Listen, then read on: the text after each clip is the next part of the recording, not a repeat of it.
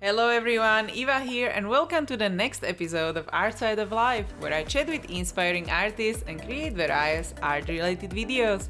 Before we go to the interview, I wanted to let you know that my course Storytelling with Color and Light is now available for you at artsideoflife.com/color. I designed the course for beginner and intermediate artists, breaking the big topic of color and light into smaller parts to help you understand the main concept so you can make your artworks appealing and believable.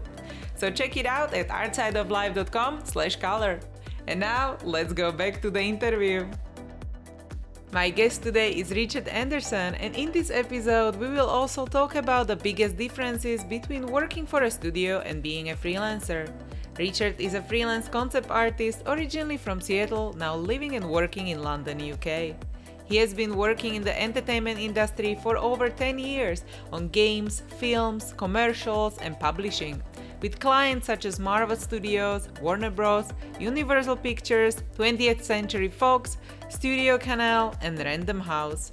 You can find Richard's concept art in Batman games by Rocksteady Studios and also in movies such as Thor: The Dark World, Guardians of the Galaxy, Edge of Tomorrow, Prometheus, and 47 Ronin. And now, please welcome Richard Anderson, and let's get to the interview. So welcome everyone to the next episode of Outside of Life, and I'm super happy to have Richard here. Hi! Hello. Oh, hello, and let's just start with your background right away, and let's just talk maybe about biggest turning points, how you got where you are now, and maybe some of your creative outlets as a child. Yeah, I'll start from the beginning. I was always into, I think it was the drawing was the one thing that came pretty naturally to me, or at least people told me that, so it kind of influenced, it made me, I always enjoyed it, and so as a kid, and then later through high school, I was really bad in high school, and the only school I could get into was animation school in Seattle. Mm-hmm. And so I moved to Seattle in 2000. I didn't know what I wanted to study, if it was graphic design or animation. Mm-hmm. When I got to the school, somebody was like, "Oh, you seem like much more of you would enjoy animation than graphic design." So I went into that, and I wasn't sure if it was going to be 3D or 2D. And then from there, I went into actually 3D animation to get a job. And 2003 is when I got my first studio job at ArenaNet. And I guess things that kind of influenced me, like any kid, actually I feel, it's funny because now I feel pretty privileged now to grow up without the internet. Like I was kind of like that last generation, like before anybody had it. And I was largely influenced. Comic books were really big in the early 90s. And so also video game magazines, it was the only place you could really see other people's concept art, or a lot of Sega games would come with the concept art in the books, and you could see drawings like Mortal Kombat did and stuff. And I remember you had a small selection and you would just look over them and over them. So I would definitely say comic books were probably the biggest influence for me. And I didn't know artists. I was just at that age where I didn't even like reading them. I just loved looking at the pictures, and then I would just draw whatever I saw in the pictures. I would just redraw whatever that page was. I guess that was kind of a kicking off point. Oh, cool. And so do you remember some comic books or cartoons or something which influenced you the most? Well, I think now I look back, and I didn't really notice it at the time, but it was Todd McFarlane's did Spider-Man back then, this is before the Spawn stuff. And I remember I love Spider-Man. I love the dynamic poses. He was always split. And, my older brother, his friend gave me a few comic books that were obviously a little bit too adult for me, The Age of Conan. And I remember always loving those drawings as well, the inks.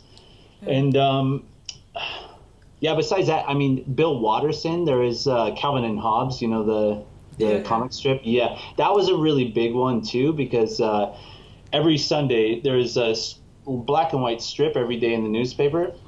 But Sundays, Calvin and Hobbes got a whole half-colored page. Yeah. And as a kid, you always look forward to Sunday morning, getting the comics. You're like, boom. And it was always Garfield and Calvin and Hobbes were big ones. Yeah. Yeah, and what was maybe the moment for you when you decided, okay, I want to take this as a career or professionally? Do you remember maybe the conversations with your parents Oh, or friends? yeah. Well, the thing is, I was doing so bad in school that it wasn't like it was one of those things. I wasn't stupid. I just didn't study. I was being lazy and kind of rebellious. And I just was like, oh, and honestly, I went to such a small school that I was a little bit like, everybody just knew it was like, oh, Richard's the artist kid. Like he's good at drawing. And I think that kind of went to my head a little bit where I was like, oh, I'm just going to do that. But then I didn't really know the steps to take. And my art teacher was just like, hey, you need to do something. And she just recommended that I go to Seattle Art Institute because in the States, I don't know how it is in Europe, but you need to have really good grades to get into college. And at this school, I didn't need good grades. Literally, I just needed a high school diploma. And I was like, okay, I can do that part. And so, yeah, and then, so I just like, that kind of guided me to just be around like other kids and other students and kind of open up my whole world of, like, it's funny, I looked at pictures, like I said, in the Sega thing about concept art, but I didn't know that was concept art. Do you know what I mean? Like back then, you just were like, oh, like that's just drawings. Yeah, that's somebody drew that. Like that's not a real thing. Like like anything media-wise, TV, movies, or video games seems like another world to me. So I was like, oh no, like all I know is like maybe I can work on comic books or something, you know? Yeah. And so going to school in Seattle and like meeting all these other kids that were from a lot bigger cities and stuff like that, that kind of opened up my world. And also the internet, like I literally was never on the internet as a kid. So like that kind of like, oh, there's possibilities out there that you can do other things. Yeah, exactly. And as you mentioned, like the schools in Europe, it really depends also on the state and the school, because some schools are paid by the state as well. So then you have better grades because they accept only few kids than if you have a private one. Some accept that or not, and you know, but it really depends.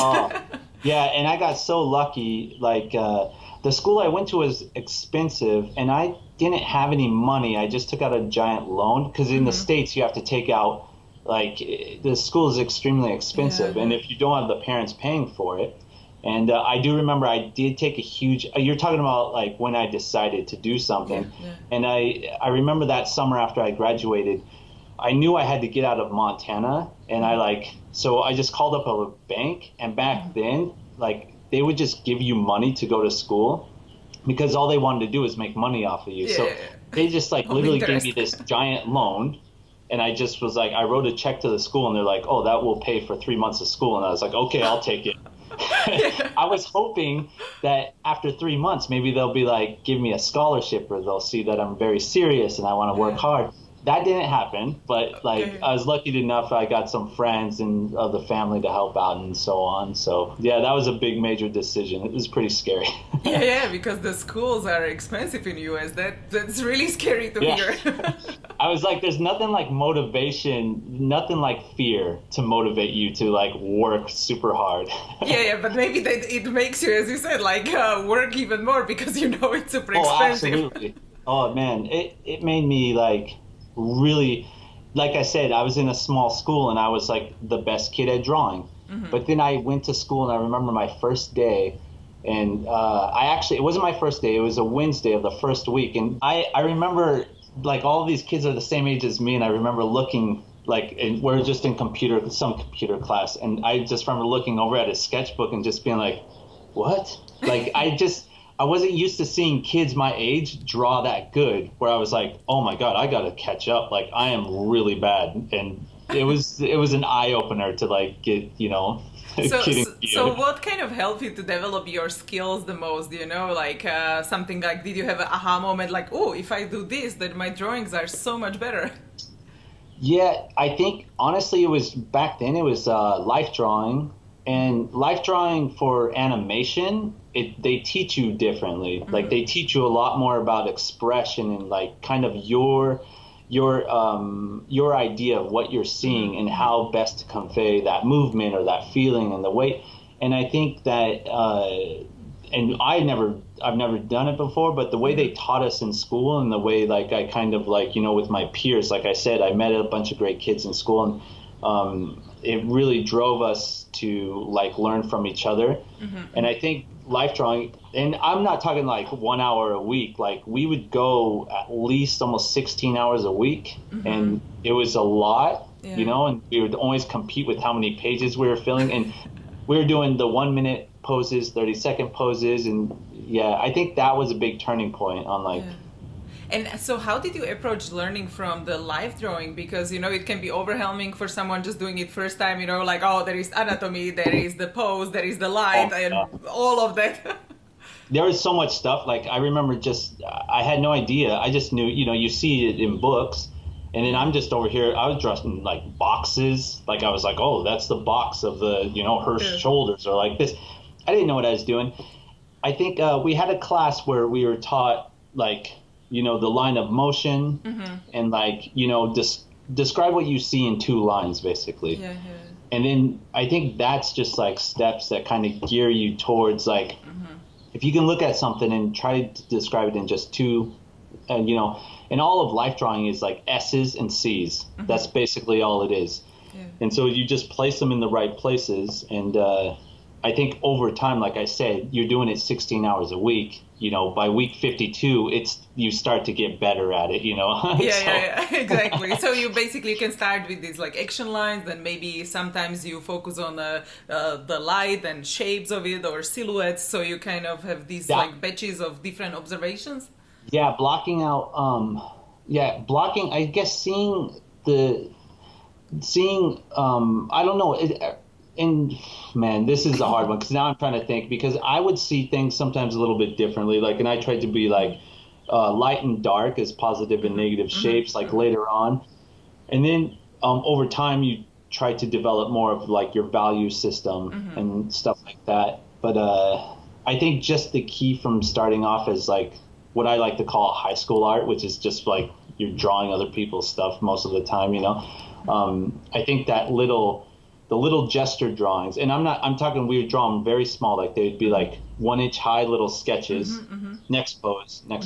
And I think that helped a ton on just like, you know, your, just my character design and my character drawings. But it's a great tip as well to draw a small when you are just practicing the poses, because then you don't get stuck in details or something like that. No, exactly. I remember I thought I was supposed to have 1 drawing on every page, like for instance, and then literally my sketchbook totally started to change like over time, like where I was just like, it was nonsense. And everything I drew, I learned a big lesson was like everything you draw is imprecious. Like, and that's something that I had to realize, like, don't take so much time. Like it's like going, like learning an instrument or going to the gym. It's like, it's just practice, go, and then, you know, it builds to something else. Yeah. So not every drawing has to be like amazing or something. I know. And most of them, seriously, it's a shame. I lost all my sketchbooks in a fire. But like those sketches I had like 10 of these big books from school, and I wish I had them, because they are just, I love showing it to students when they're like, I was like, look at, like, they're so bad. It's horrible. And it's like, don't worry, everybody, like, you can learn, like, it's good. Because every time I go for a live drawing sessions, I feel like, oh my gosh, like, what is this? And then it's like, oh, maybe this one sketch is okay. Yeah, it's heartbreak. Yeah, you draw for 3.5 hours and you get like 2 drawings that are okay. Exactly. Before we continue, let's thank our sponsors. If you love discovering and trying out new art tools, you should check out Art Snacks. When you subscribe, you will get a box of high-quality art supplies every month. I have already discovered so many amazing new products, limited edition tools, and exclusive supplies only available to subscribers. Art Snacks definitely helps me to get more creative and try different art techniques every month. There is also Art Snacks Challenge, where you can share your artworks using only the tools in the monthly box. You also get to join the Art Snacks Mix community, where you can talk with other artists like you, inspire each other and improve together. And because you are part of Outside of Life community, you will get a special 10% discount with the promo code ARTSIDE10. So don't wait, visit outsideoflife.com/artsnacks and use a promo code ARTSIDE10. If you are a digital artist, you will love Astropad. Astropad is an app that turns your iPad Pro into professional wireless graphics tablet for your Mac. I use it to work with Photoshop and Illustrator to create highly rendered artworks for my clients directly on my iPad. I was super excited to discover Astropad because the painting apps available on iPad don't have all the functionality like Photoshop. With Astropad, I can use all my favorite and custom-made Photoshop brushes, which is super cool. And because you are part of Outside of Life community, you will get an exclusive 10% discount on Astropad Studio licenses. To get started, go to outsideoflife.com/astropad and enter the promo code ARTSIDE. And now, let's go back to the interview. Let's talk about your art career, and maybe you can mention what was your first art paid job after studying actually all of these classes and everything. I think this is something that I think some people have a different opinion on this. I just know from my experience, like I said, I took out a bunch of money for school, and it was very important that I was able to start paying that back, 3 and 6 months after I graduated. So. Yeah. I knew that in school. So what I did is I knew I wasn't good enough to become a concept artist. So what I did is I studied the 3D and learned how to do prop models and stuff like that. And I got a job about 5 months after school at ArenaNet on they were just starting the Guild Wars franchise. Yeah. And I was pretty lucky. At the time I was the 9th person hired. And I just basically got in modeling rocks and doing ground textures and making wagons. And then I did that for about 5 years really. And I just worked on my concept and my drawing skills and painting skills on the side. And we had an art director, Daniel Dochu, that was really good at mentoring and teaching us. I would bring art to him in the morning that I worked on after work. And then over time, he would just give me more concept jobs, stuff, hey, concept that, and then I would have to build whatever I concepted, which was pretty fun for me. And then, so that was my first job. And after 5 years, I moved into the concept department, and then and I worked at ArenaNet for about 8.5 years. So I don't know if that long story short, it's kind of no, but it's really good to see what is the transition, because also sometimes when just people mention oh, I just started here, and when you mentioned you were working on the concept art and showing it around as well, getting a feedback, so there is the transition that they see also that you are dedicated and and just want to work on that. Yeah, well, especially when you got teachers, and then let me mention I was working with I was really lucky. Our concept team started building. I wasn't concepting yet, but I was an environment guy. But we had these other concept artists that were helping, teach us and give us feedback. And it does, I guess that's where I hear some people say that, oh, no, you should just go for exactly what you want to do. You should just go into this. And that works for some people. But I was some of us, I'm yeah, good luck. But I need a job. I need to get into the industry somehow. So, and then I think it worked out because I learned a ton from being in that pipeline as an environment artist as well, that I feel there's a little bit of an advantage, in the long run. But exactly. Yeah, it was good. And how was the transition for you now from the studio job, where we talked about it a bit before the recording, and what you do now? So what was going through your head when you had to do this big change? Well, I mean, I worked in a couple different studios now. So I went from games to film in 2011, and I worked at an effects house, MPC. And then I worked at Frame Store, which is another effects house. And then after that, I went back to games at Rocksteady. And I think after all that studio stuff, I used to love working in the studio with other people and everything, and it was fun.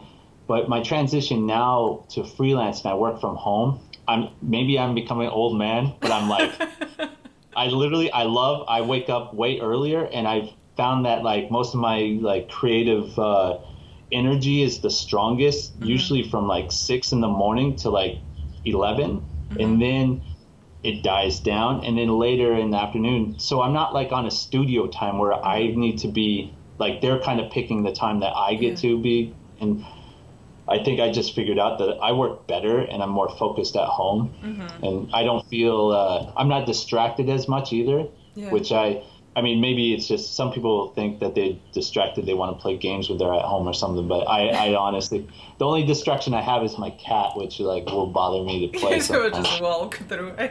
No, exactly. Yeah. And if someone is like kind of in this like start of the career, like they're already drawing it, they're thinking like, oh, should I go freelance or should I be in a studio? Maybe you can mention like a comparison, like what is good about each, and then people can think like what is good fit for them. Oh yeah, like what's awesome about the studio life is you have a guaranteed paycheck every month or every 2 weeks, however it is, which is super good when you're starting out. And then there's a bunch of benefits of being around a bunch of people that and things that you wouldn't expect to learn from, which is really good. And I think it's good to experience it like at least a couple times or something. Just it might open your eyes to, honestly, it might even open your eyes to something else you didn't know you wanted to do. Like you think this is, and then there's another position that you kind of excel at, and the studio life does that. Freelance, I will say the difference is that you are cut off and you have to make a point to go see and meet up with people and like peers and like get feedback. Like you don't have that. Like I said, when I first started out, I learned so much from everybody around me, and now I am cut off, and I do realize that. But it's, I think the bonus of it, there's a big learning side, and then freelance, it's just really nice to have be in charge of your time clock. Yeah.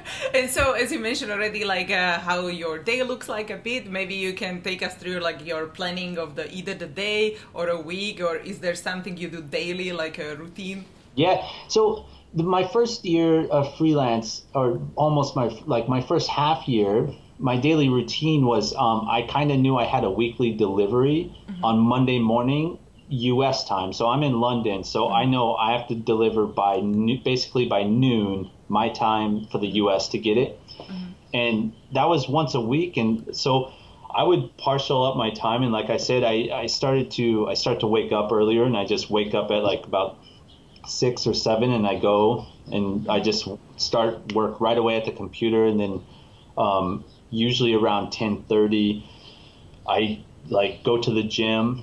And then I come back and I get lunch, and then I start working again, and it kind of clears out that weird gap of time, like I told you, where I know that I start to slack down. And then, in the morning I have a whole routine. Like I make sure all my podcasts are set in the order that I listen to them, and then pretty much after that I start to die down. And about 3 or 4, my brain just starts to shut down, and then if I have multiple projects, I will make sure that I set aside where I'm like, I'm working on this for 3 hours, and then I'm not touching it, and I'm working on the other thing for 3 hours. And if I fail at that, that's kind of natural. You just have to have that relationship with your clients to say, oh, I'm going to be late with this, or can I get some more time, or et cetera. This last 6 months, I've been working with Marvel, and that's more of a daily delivery, like checkup time. So it's a lot more like studio life. Like I make sure I'm at the computer at 8 o'clock, and I basically make sure I'm at the computer basically from 8 to 5, because we have Skype meetings or something will pop up, and that's a lot more exactly. I feel like I'm in the studio because I have to be like on hand all the time or something like that. But yeah, I'm excited to get back to I get a few things in, and then I judge when I want to work on them. Cool. And do you have a studio at home, or do you have to travel somewhere to work from? No, I just work from home. Yeah. It's not really a studio. It's literally like my work desk, which is like, it's like in the living room. So because some people like to have at least like a second street, so you like walk there and it's a different space. I know. Yeah. I mean, it would be nice.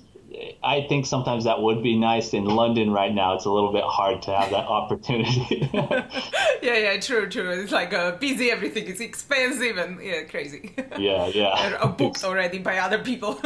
Right, exactly. Yeah, and so how do you do your networking now when you are not at the place of the studio or where you worked before? Is it all the contacts from previous jobs or maybe conventions?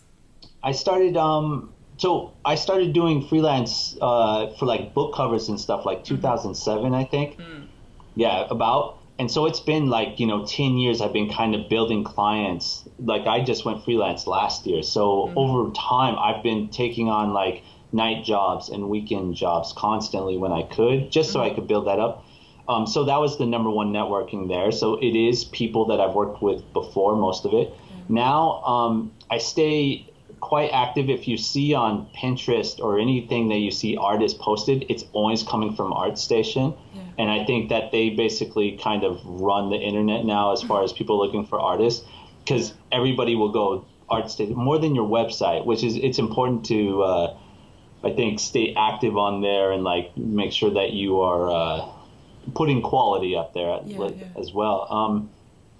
And then conventions are really good to meet up with any sort of producers or art directors or people that are looking, or like even meeting people that they'll remember your name or they'll know that you're interested. Like, yeah, sometimes it's funny because people are like, they're looking for work, but then nobody even knows it. So they like, and sometimes another thing is I write emails. I'll just straight up ask like, hey, this is, and I'll throw in like 3 pieces of art, and I'll be like, hey, I just, if you're ever interested, there's commercials, there's advertising companies, hey, this is what I do, and if they're, and it's kind of just staying active on all fronts, it seems like. Because like ArtStation is more like where kind of studios are looking for like a professionals, because I feel like Instagram is more the other artists are there looking for inspiration, so not so many like jobs are coming from there. Yeah, I will tell you this. Instagram is a place where I used it as an exercise thing just to get better, because I was always working on the computer and I had my sketch, and I said, I'm only doing traditional stuff and drawing everyday events I see kind of in the news or whatever, just to get me not drawing the same stuff all the time. And then I thought over time it would build up and maybe I would get some work from it, but I have never gotten any work from Instagram. But you do find a bunch of artists and inspiration from it for sure. I think you can sell the art prints if you have the support from other artists. So that's like the place to sell that maybe, and then the studio life, the ArtStation, and if you're a graphic designer, then maybe Behance or or that kind of like a split. Yeah, see, that's something I'm not quite good at. I've never tried to sell anything on Instagram, so who knows if it will, but I'm on there all the time. Most of the artists are actually working that's quite well, so you can have also like Patreon, and then you can do that, then you can do it through the YouTube. There are so many options. I know that exactly. I mean, the networking thing is it's a lot. There's tons of stuff. And what about the conventions you mentioned? Are there some which are favorite you go to? Yeah, I go to the London Industry Workshop every year. And obviously I'm in London, and sometimes I take part and stuff, and it's just a great set of guys. And then I like it that they always kind of I feel like they grab really good guys that are lesser known. Like they're not just like getting, who has the most followers on Instagram, let's get that guy or something. They kind of go out, and then they also grab really interesting like people who are costume designers. Like they're not concept art, they have nothing to do with it. They're for film, and it's like people from different worlds that you would work with. And so that's an excellent one. And then I went to the Trojan Horse one in Portugal, which was pretty amazing. Like you get to see these superstars and stuff. That is really fun, and it's a beautiful place, and there's so many people, and that one, that was super fun. And I mean, people are really open at all of them, and they really like to like chit chat and stuff. I think all the ones I went to in the States I don't think they go on anymore. There's like back, like 10 years ago, but those are the 2 that I know the most of that are pretty good. Cool. And I've heard really good things about the one in Croatia as well. Do you know that one? Yeah, exactly. That one, it's in June, I believe. So, Yeah, I heard that. I've never been, but I've heard good Yeah, things from it. Yeah. yeah. I heard about like from some people that they are going there this year as well. So yeah. Yeah, and then there's the one in what is it? Warsaw or Krakow Oh, or that one I haven't been to. No, I don't know. no, what is that? Promised Land or something like that? That one I don't know yet. Okay, that's a new Oh, one. okay. No, you should look it up because I have a few friends. They all work for The Witcher and stuff, and yeah, they all go up there, and it seems like a. I mean, I really want to check that one out actually next year, which I think I heard it was good as well. So. Ah, cool. Yeah, there are so many, and they're kind of well hidden sometimes. I don't know, even when you research on Google, like kind of conventions, you never find them. Yeah, it's funny. The one thing I will say, comic book conventions can be good if you get an artist alley and you'll see and you'll like it gets you. I'm kind of really tied into the video game and film stuff right now, but then I do notice. Like I went to Spectrum Live in Kansas City last year, which is a total geared towards illustration and sci-fi, and it's a different world from the video games and everything. And so yeah, you're right. There's so many out there that you kind of like get stuck in your own world, and if these conventions help you get out of that like one media. And when you go there, do you have your table and you are selling your art, or you just walk around? No, I go and I'll usually just meet up with, there's usually somebody else I know or something. But yeah, you usually go and then people are always showing their art, and then you just go up and chit chat. And then, I mean, if you're really interested in showing, you have your own little portfolio with you. Yeah. Most people have it right there on their phone or their iPad now. So, yeah. And when you were talking as well, when you started with the book covers, how did you start it with that? Did you have an agent, or was it somehow like random? No. So this is where I guess this is a good kickoff to say it's good to be involved in these like online competitions, which they still go on. But I remember they used to be really big for a site, conceptart.org. Used to have this forum, and they used to do this, I think it was every 6 months or every year, they would do this competition called Thunderdome, and they would gear you up against another concept artist, and they had some judges. So anyways, long story short, I did a couple pieces, and it got voted better, like one of the big names. I was going against bigger names, and they voted mine over the big name. And that kind of, yeah, it just gave me some recognition where they're like, oh, look at this one won and stuff. And so anyways, that kind of, I didn't win or anything, the final thing, but it just helped a few pieces of mine kind of get floating out in the internet more. Yeah. And so anyways, I was at the grocery store next to my house, and they have a little book section of sci-fi books and blah, blah, blah. And I looked and I was like, I know this guy. And I saw the cover, and I didn't know the guy. I just knew the guy from the internet, like concept. I've seen his art before. And I was like, oh, and I looked back and I looked at who published it. And then I went home and I checked out to see who the art director of the publisher was. And then I just wrote her an email, which is Irene Gallo from Tor. And I said, hi, my name's Richard Anderson. I'm an artist and I'm interested. And I sent her a few pieces. And one of the pieces was the one in the Thunderdome thing. And she goes, I know, that's who you are, because I have a different name. She's like, that's who you are. I remember, I love this piece. And so that's what I'm saying, the full thing. She saw the piece before, but then I don't think she would have ever written me, but like I wrote her to say, hey, if you ever have a book cover, something that might fit for me, will you please let me know? I'm interested. And then 2 months later, she gave me a book cover, which cool. I don't think it turned out good, but it was my first one. But it's awesome to see these connections, like, oh, you did this before. If you haven't done that, then this wouldn't happen maybe. Exactly. That's what I'm saying. It's like being active and being in the competition and getting your stuff out there. Yeah. And then kind of taking the initiative to reach out and just be like, let them know, because these people, they're busy. They don't have time to search the internet really. Like, honestly, you see them, if they don't like something, they just click, like they got stuff to do. So sometimes it helps to just be like, here I am, I'm right here. It's like, hello. Yeah. Oh, cool. And what about your project? If you are starting a new project, either for a client or for yourself, how does your process look like? Maybe do you do like sketches, or do you go directly to color, or maybe you can take us through your biggest steps? The concept side of things is a little bit different, like in studio and outside of studio. I think the easiest one to describe is like book covers. because the other ones are so spontaneous and organic half the time. It's like, no, back and change. Forth, Check that, yeah. This, with book covers, I usually get a small brief, about a paragraph or a page to get the idea. And then they tell me like what they are kind of thinking for the cover. They're like, we want her, him, and him. And, you know, he's got a sword, she's got an axe or something. And then, I go off of that and I find a few pieces. I try to nail it down to about 3 or 4 inspirational, like either the lighting in a certain photograph or another piece of art that kind of inspires me to just kind of the lighting or the look or like the feel that we're going for. And I just find a few of those that kind of inspire me. And then I do, either sometimes it depends, a color sketch or a black and white sketch.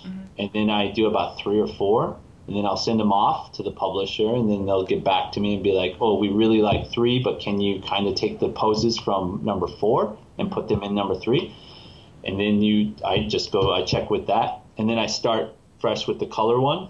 And then about midway through, I'll just double check and send it to them and be like, hey, this is what it's looking like. What do you guys think? And then they'll be like, oh, can you actually brighten it up behind this character and make sure that we've got room for because sometimes certain authors are really, you know, quite famous. So they need their name almost the same size as the title. So they need to make sure that the picture is fitting, you know, within, there's enough to read.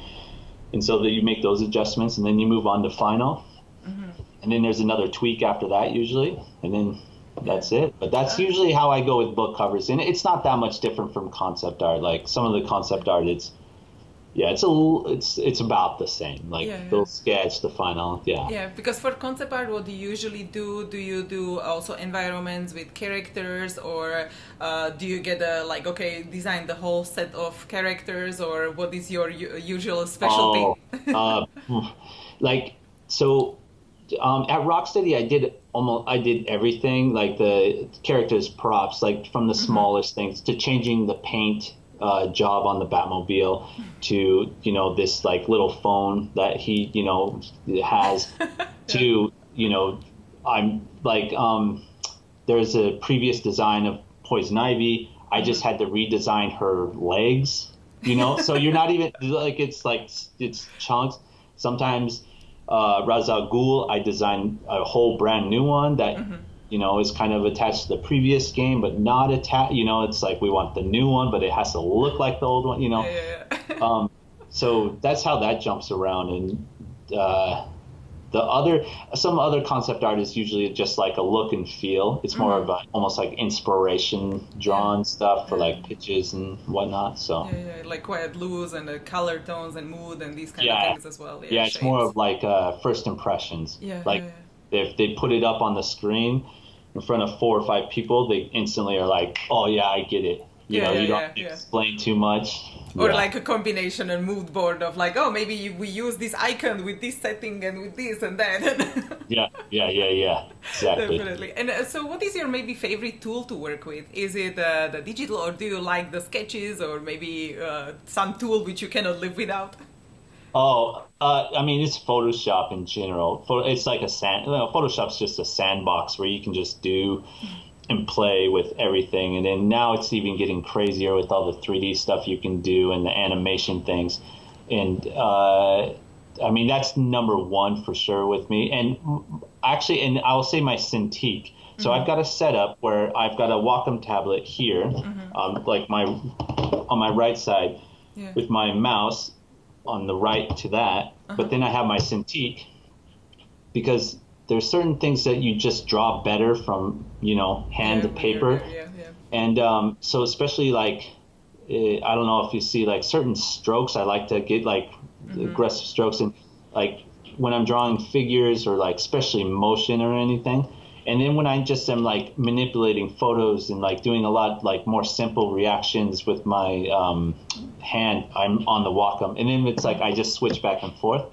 So I would say definitely the Cintiq and the Wacom are tools that I want to. And you have like Intuos and then like Cintiq, what, 23, 22 or something, or the big one? It's the 22. I will tell you this. I had the 24 at work, and I can't tell the difference. I know the size is not the same, but it literally looks the same and it feels the same. Like, and for years I've worked on the 24 and then I come home to the 20 and I can't tell the difference. So. Yeah, because I was also deciding before, like 22, 24, I was like, no one could tell me recommendation. Yeah, one is like $1,000 cheaper or something like that. So I was like, oh yeah. It's one of the best things I've ever bought for sure. I love it. Cool. Yeah, I have it as well. I really like it too. Yeah. Cool. And so if you think about back to your career and is there something you would advise yourself, as a young starting artist, something you wish you knew? I think, actually, I wish, so, yeah, it's hard to look back and go, oh, I regret this or I regret that, because it's like, I kind of have that thing where I was like, man, I worked really hard to even be where I'm at, but I do wish I kind of not worked harder, but I wish I had a little bit more confidence and focus on moving towards things quicker rather than being like, oh, I like where I'm at. Mm-hmm. Like I'm happy with my job right now. And I wish I kind of had a little bit more of like, no, like you said, I need to get together and try to get some good stuff and like maybe some prints and just go to more Comic-Cons and do that sort of thing. I wish also another thing, I told you I was a 3D artist. I wish I stuck with 3D a little bit more. Mm-hmm. Like I wish I didn't, I think I just got sick of it and I just was like, oh, I don't need to work on that. And then I just stopped for like 4 or 5 years. And then I came back and I was like, oh my God, things have changed. Like, and I didn't pay attention to all like the technology is changing so fast, like all the software. That I think that's something I regret that I didn't keep up with it. I'm getting much better at it now. I was like, I love, that was one thing. The reason why I went freelance as well is because at work, I wasn't getting the opportunity to learn new things. I was just always having to work, and freelance now, it's so fun. There's so much cool software out there that you can just mess around with and then maybe directly you can start now with VR and then you can go to design stuff in 3D and paint in virtual reality. Jama, do you know Jama Jirev? I still don't know how to say his last name, but I don't want to mess it up either. So. Yeah, it's all right. He's all right, cool with it. He's always telling me, like, he's like, I'm going to show you. You come over, I'll show you how to do it. And I'm like, I know. And I think I would love to. I need to get it set up at some point just to even play with it. Yeah. It's really fun, and I don't think it's really hard to do there. It's just to get used to it, and Oh yeah. I think it would be amazing at it. You should do it. I'll tell you what, I'll look into it. Oh, perfect. I'm looking forward to see.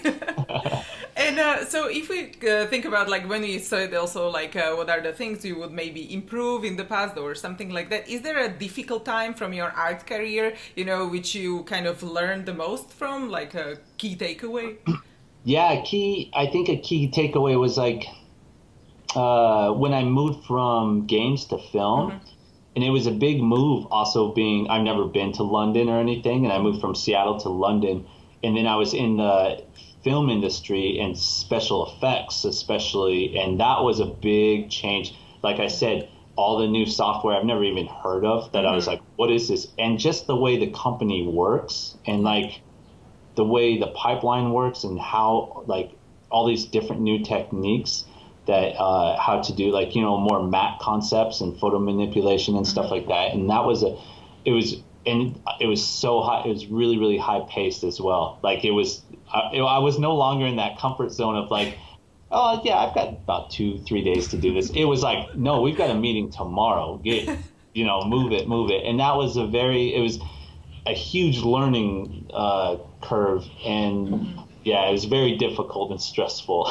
So that was the adjusting to new environment and new work. Right, everything, well. Yeah. There's just the whole like when you're doing the whole industry and adjusting to like the demands was very challenging. Yeah, it was funny because it wasn't so much. It was like there was this art side where it's like, when I started, like I told you, starting out drawing and stuff, like that learning curve to get to a professional level was so steep.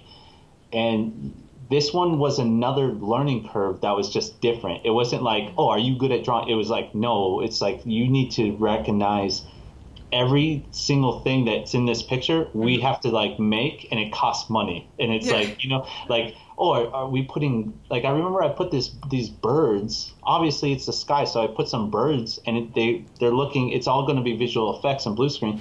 And then right away, the guy came in and he's like, are we paying for birds now? And I was like, oh, like, you don't think about these things like that. You just automatically put in stuff. So yeah. So they're you like, have to no, think get about those it, birds out of here. Like, they're not necessary for the story. Okay, yeah. And so to London, you moved because you got the job, or you decided to move to London and then you found the job? No, I got the job actually in Seattle. My wife is French.